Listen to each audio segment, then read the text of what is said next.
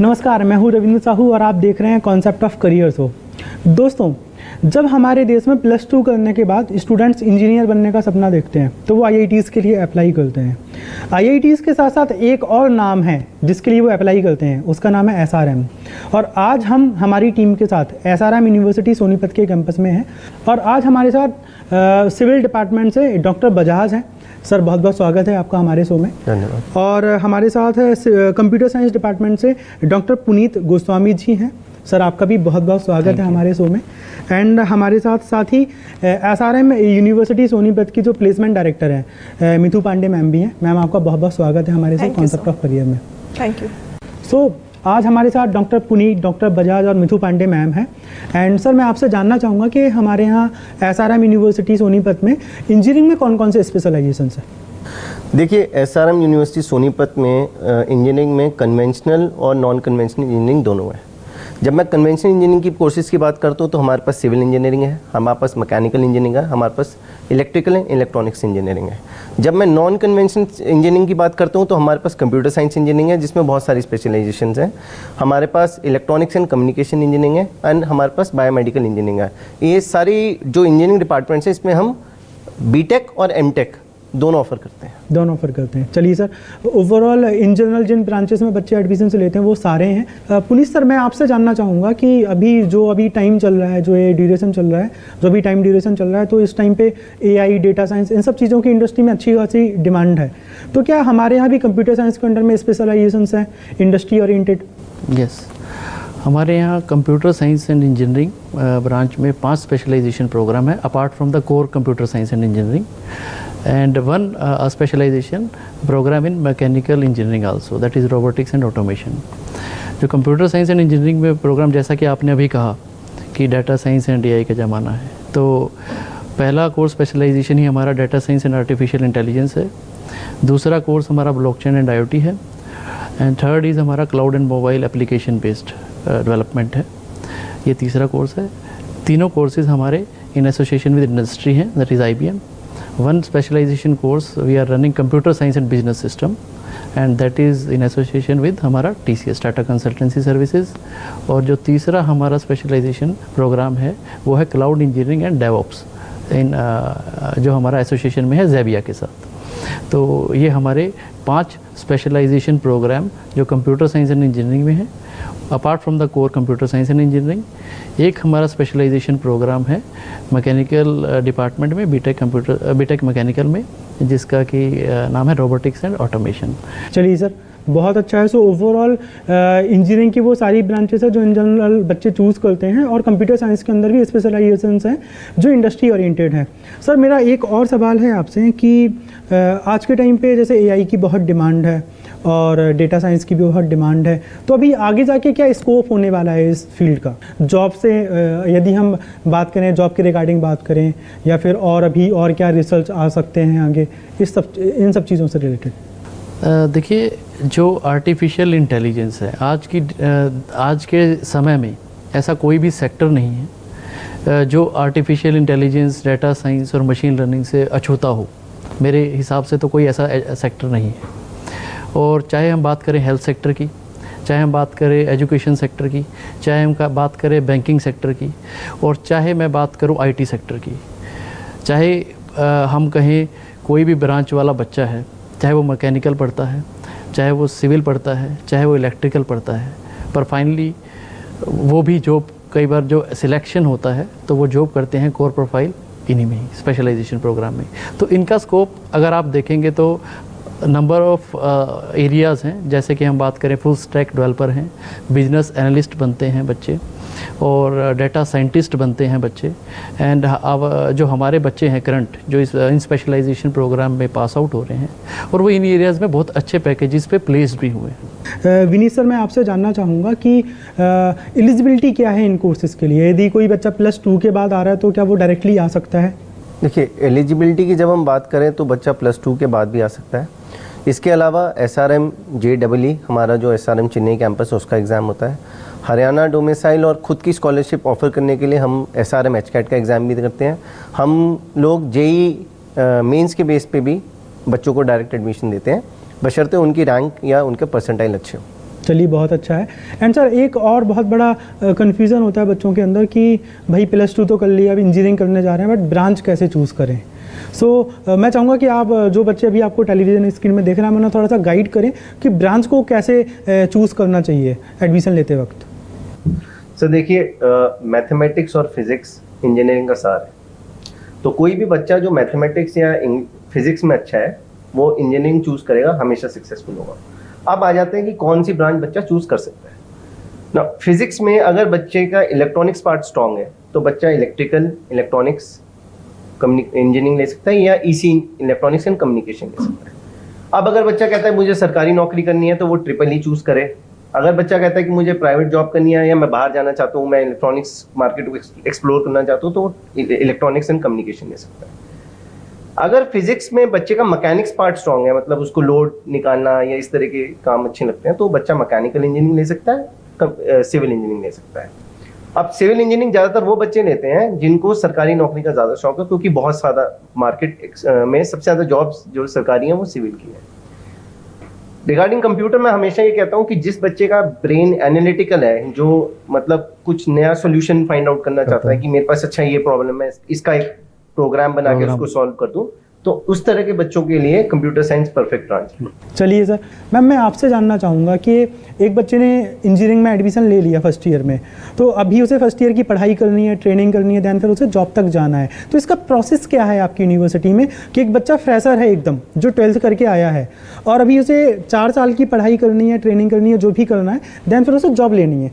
यानी कि एक स्टेप है जब वो आपके यहाँ एंटर हुआ एंड लास्ट स्टेप है एग्जिट का जॉब के साथ। तो एंटर से एग्जिट का जो प्रोसेस है पूरा जॉब तक का जो जर्नी है वो कैसी है और उसमें कौन कौन से स्टेप्स हैं? ओके, सो SRM यूनिवर्सिटी में जब बच्चा एंटर करता है, जैसे आपने बताया है कि जब वो यूनिवर्सिटी में आता है, ओवरऑल अगर हम 4 इयर्स तक की जर्नी देखते हैं, सो हम फर्स्ट सेमेस्टर से ही उसको बता देते हैं कि एक्चुअली इंडस्ट्री में की क्या डिमांड है। तो उसके लिए हम हर एक सेमेस्टर में सबसे पहले हम एक लाइव प्रोजेक्ट लाते हैं जो कि इंडस्ट्रीज़ का होता है डिफरेंट। जैसे हमारे पास डिफरेंट सेंटर ऑफ एक्सीलेंस है, IBM के साथ एसोसिएशन है, JBI है, TCS है, उसके अलावा UltraTech, cement and IET different. अगर आप देखेंगे हमारा वेबसाइट NASSCOM है, वहाँ पे बहुत से हमारे इंडस्ट्री ड्रिवन प्रोग्राम्स हैं जिसके थ्रू हम वहाँ के इंडस्ट्री एक्सपर्ट्स को लाकर लाइव प्रोजेक्ट कराते हैं। हर एक सेमेस्टर में एक लाइव प्रोजेक्ट बहुत इंपॉर्टेंट है जो कि हम उसको कराते ही है। So, वो थ्योरी से भी रिलेट करता है, वो थ्योरी से रिलेट करता है, क्लासरूम में पढ़ रहा है, हाँ, उसी चीज़ का वो प्रैक्टिकल वो उसको प्रैक्टिकली करता है।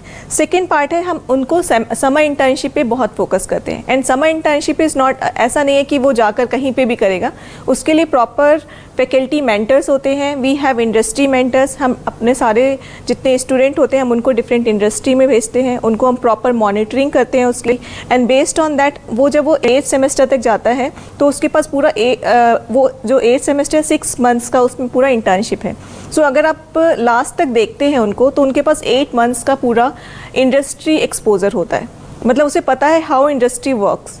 उसके अलावा हम उनको इंडस्ट्रियल विजिट्स पे लेके जाते हैं। डिफरेंट जो कंपनीज़ हैं हमारे नियर बाय, जैसे मारुति है और भी बहुत सी कंपनीज़ हैं, इवन नियर बाय जो एरियाज़ हैं वहाँ पे भी हम ले जाकर दिखाते हैं कि कैसे इंडस्ट्री वर्क करती है, लाइव प्रोजेक्ट कैसे होता है।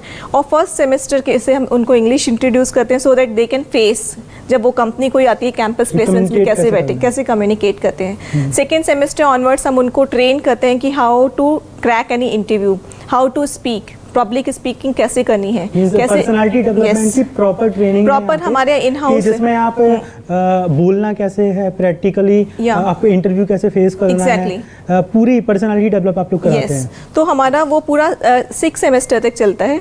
और जब वो 6 सेमेस्टर में बच्चा आता है तो वहाँ पर हम हर एक बच्चे की प्रोफाइलिंग करते हैं।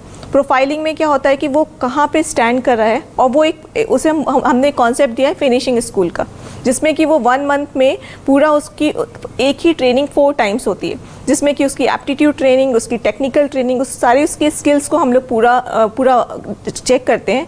और प्रोफाइलिंग के थ्रू हम उसको देखते हैं कि कहाँ पे उसकी वीकनेस है, जैसे कि वो 8th सेमेस्टर से पहले ही उसका कैंपस प्लेसमेंट्स हो जाए और वो अपनी कंपनी में मतलब ज्वाइन कर ले। That's all. विनीत सर, जैसे यदि हम कंप्यूटर साइंस की बात करें तो कंप्यूटर साइंस का जो काम है, कंप्यूटर साइंस इंजीनियर का जो काम है वो ऑफिस वर्क है कि उसने लैपटॉप ऑन किया और वो अपनी प्रोग्रामिंग लैंग्वेज या एप्लीकेशन में जो भी उसमें काम करना है वो अपना काम कर रहा है। लेकिन यदि हम सिविल इंजीनियरिंग की बात करें तो थोड़ा सा अंतर है। मैं ये जानना चाहता हूँ बेसिकली कि जो बच्चे सिविल में आने वाले हैं आपके यहाँ पढ़ने, तो उनके पास क्या क्या ऑप्शंस होंगे जॉब को लेके, रोजगार को लेके? देखिए सर, सिविल का बच्चा गवर्नमेंट जॉब में भी जा सकता है, प्राइवेट जॉब भी कर सकता है और ख़ुद का एस्टैब्लिशमेंट भी कर सकता है, बिजनेस का। हाँ जी। जब हम गवर्नमेंट जॉब की बात करें तो दो तरीके हैं। बच्चा गेट का एग्ज़ाम दे, डायरेक्ट PSUs में चला जाए, पर बच्चा कहता है मुझे और बड़ा इंजीनियर बनना है, I want to serve in a better way, मेरे को कंट्री के लिए अच्छी तरीके से सर्व करना है, वो इंजीनियरिंग सर्विस का एग्ज़ाम देगा। CPWD, PWD, BRO, rights, NHAI, Railways, बहुत ज़्यादा है सर। इसके अलावा गवर्नमेंट में एक मिलिट्री इंजीनियरिंग सर्विसेज भी है जहाँ पे बच्चा एग्ज़ाम देता है और मिलिट्री के लिए सर्व करता है as an MES engineer. Private job की बात करें तो प्राइवेट में साइट इंजीनियर बन सकता है बच्चा जो साइट पे काम करना चाहता है। इसके अलावा आज जो बहुत नया है मार्केट में ट्रेंड आया वो है एज अ डिज़ाइन इंजीनियर। अब डिज़ाइन इंजीनियर के लिए बहुत सारी कंपनीज हैं जो बाहर, विदेशी कंपनीज हैं जो इंडिया में अपना सेटअप लगा के बैठी हुई हैं और यहाँ पे आपसे खुद डिज़ाइन करवाती हैं अपने मल्टी स्टोरी। यानी कि बिल्डिंग डिज़ाइन है, मैप डिज़ाइनिंग है? यस। दो तरह की डिज़ाइन होती है सर। एक होती है आपकी बिल्डिंग डिज़ाइन, स्ट्रक्चरल डिज़ाइन, उसके लिए अलग अलग टाइप के सॉफ्टवेयर्स अवेलेबल हैं हमारे यहाँ पे। We have ETABS। मैं सब दर्शकों को बताना चाहता हूँ कि ETAB वो सॉफ्टवेयर है जिस पे बुर्ज खलीफा का डिज़ाइन हुआ था। इसके अलावा AutoCAD सिखाते हैं ड्राइंग्स के लिए, रिविट है, स्टैट प्रो है, स्टैट फाउंडेशन है, MS रोड है, बहुत सारे सॉफ्टवेयर। यानी कि मोटा मोटा देखा जाए तो जो पहले के ज़माने में जो पेपर और पेंसिल से पूरा डिज़ाइन होता था वो सारा काम अभी सॉफ्टवेयर में शिफ्ट हो गया है। बिल्कुल। और आप सिविल इंजीनियरिंग की पढ़ाई कर रहे हो तो वहाँ पे भी आप क्या है, किसी न किसी सॉफ्टवेयर का यूज करके बिल्डिंग डिज़ाइन, स्ट्रक्चर डिज़ाइन या फिर जो भी डिज़ाइन, मैप डिज़ाइन होनी है तो वो सारे डिज़ाइन आप उसमें ही करोगे। बिल्कुल सर। सर यदि अपन मैपिंग की बात करें कि किसी का एक घर बनना है और उसका एक मैप रेडी होना है तो वो किस सॉफ्टवेयर में आप कराते हैं? वो सर रिविट है। रेविट। हाँ जी। ओके।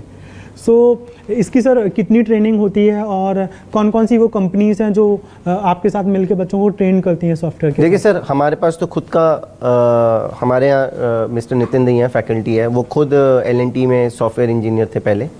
ETABS की सॉफ्टवेयर की ट्रेनिंग वो देते हैं।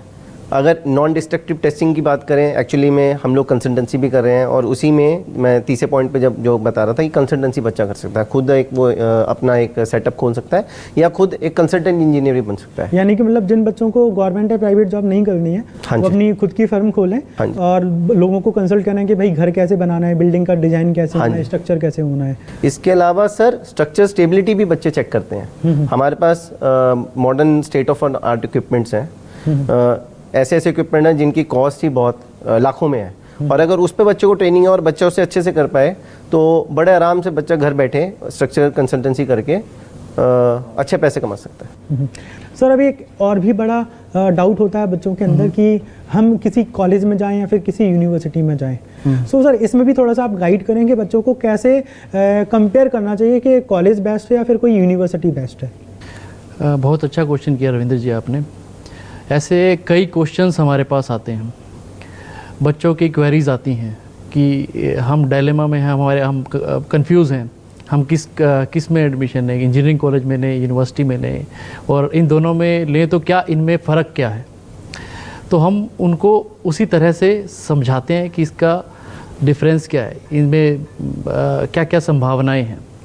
तो पहली संभावना ये होती है कि जब आप किसी इंजीनियरिंग कॉलेज में एडमिशन लेते हैं तो वहाँ पर जो उनका कोर्स होता है, जो स्ट्रक्चर जो वो पढ़ाते हैं बच्चों को, वो टोटली डिपेंडेंट होता है उस यूनिवर्सिटी पे जिससे वो एफिलिएटेड हैं। लेकिन यूनिवर्सिटी, जैसे हमारी यूनिवर्सिटी में बच्चा पढ़ता है तो यहाँ वी आर ऑटोनोमस, हम अपना इंडस्ट्री की कोलैबोरेशन से अपने खुद के हिसाब से, नई टेक्नोलॉजी के हिसाब से अपना सारा सिलेबस डिज़ाइन करते हैं और जिसमें यूनिवर्सिटी के पास पावर है कि इंडस्ट्री की डिमांड के अकॉर्डिंग वो अपना पूरा स्ट्रक्चर जो सिलेबस का वो डिजाइन करे। इतना ही नहीं रविंदर जी, हम इंडस्ट्री से एक्सपर्ट्स को भी कॉल करते हैं ताकि वो भी अपने इनपुट्स उसमें दें ताकि क्या चीज होनी चाहिए, सो दैट कि इंडस्ट्री रेडी स्टूडेंट्स बने, एम्प्लॉयबल स्टूडेंट्स बने, और जब वो बनेंगे तभी सोसाइटी में वी कैन से दैट कि we have given the true engineers, software engineers. Mithu ma'am, मैं आपसे जानना चाहूँगा कि यदि हम बात करें इंजीनियरिंग की, यदि हम बात करें तो वो कौन कौन सी कंपनीज हैं जो प्लेसमेंट के लिए आपके यहाँ आती हैं, और आप बच्चों की कैसे तैयारी कराती हैं उन कंपनीज में बैठने के लिए? कंपनी के बारे में अगर हम बोलेंगे तो उसमें TCS है जो मास रिक्रूटर है, कॉग्निजेंट है, विप्रो है, उसके अलावा कुछ कोर कंपनीज भी हैं, जैसे अगर आप सिविल इंजीनियरिंग की बात करते हैं तो अल्ट्राटेक हमारे यहाँ आती है। देन अभी like Bosch India is also visiting us, and then tech system and many more companies, Amazon is there.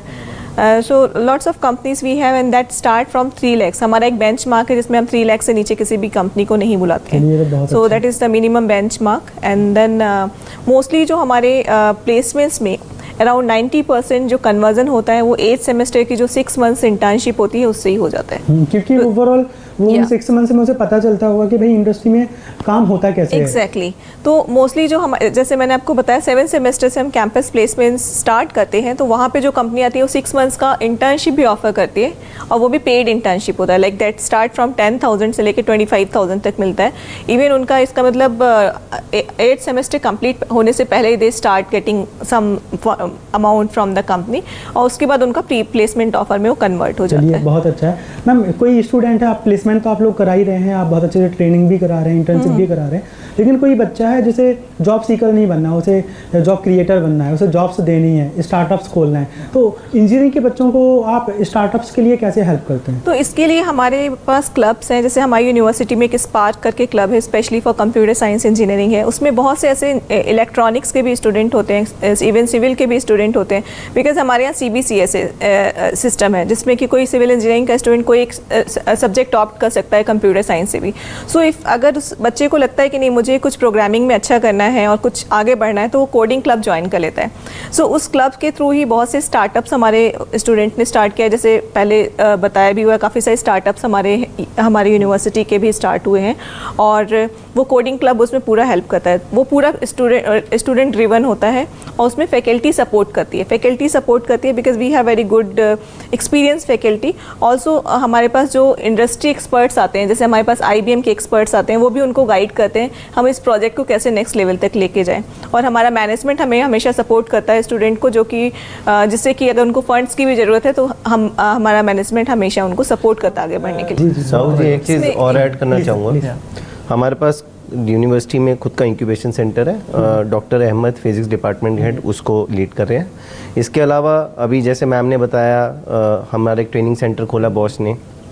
पूरा आइडिया यही है, लास्ट ईयर यूनिवर्सिटी ने सीमेंस के साथ कोलैबोरेशन करा, 36 करोड़ की लैब हमने खोली है, जिसमें इन्वेस्टमेंट सीमेंस का भी है, यूनिवर्सिटी का भी है। 5 अलग अलग तरह की लैब्स हैं जहाँ पे हाईली रिकमेंडेड PLM सॉफ्टवेयर्स हैं, प्रोजेक्ट मैनेजमेंट लाइसेंस सॉफ्टवेयर्स। और सबसे बड़ी बात मैं अपने दर्शकों को बताना चाहूँगा कि सीमेंस के ही सॉफ्टवेयर आपके अटल टनल में यूज़ हो रहे हैं, जो उसको ऑपरेट कर रहे हैं। तो इस तरह के सॉफ्टवेयर हमने अपने यहाँ इंस्टॉल करें, और उसका आइडिया यही है कि बच्चे उन सॉफ्टवेयर्स को यूज़ करें, एक प्लेटफॉर्म बने, और डॉक्टर अहमद और बाकी हेड्स मैम के अंडर गाइडेंस के अंदर और इस तरह के स्टार्टअप्स लेके आ पाए।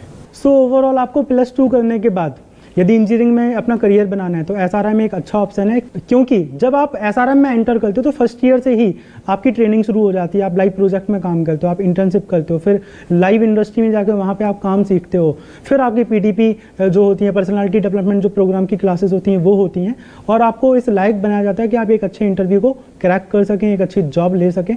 सो SRM एक अच्छा ऑप्शन है, और यदि आपको भी SRM यूनिवर्सिटी में आके अपना करियर बनाना है तो स्क्रीन में दिख रहे टोल फ्री नंबर पर आप कॉल कर सकते हैं, और स्क्रीन पे ही दिख रही वेबसाइट में आप आके विजिट कर सकते हैं, इनरोल कर सकते हैं। सो शिक्षा के क्षेत्र में अच्छा काम करने के लिए, अच्छी रिसर्च के लिए, अच्छी पढ़ाई के लिए 2021 का जो इंडियन एडुकेटर अवार्ड है वो जाता है SRM यूनिवर्सिटी को।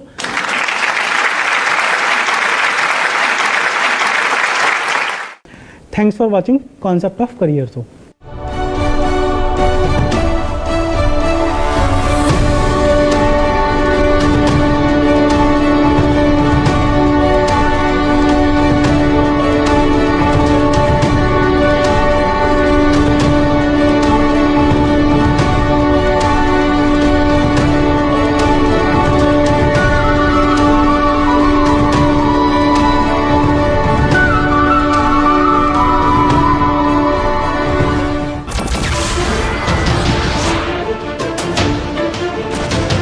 नमस्कार, मैं हूं मानक गुप्ता। अगर आपको हमारा ये वीडियो पसंद आया हो तो इसे लाइक और शेयर जरूर करें, और हाँ, हमें सब्सक्राइब और फॉलो करना ना भूलें ताकि आप देश और दुनिया की कोई खबर मिस ना करें। तो जुड़े रहिए हमारे साथ और देखते रहिए न्यूज़ 24।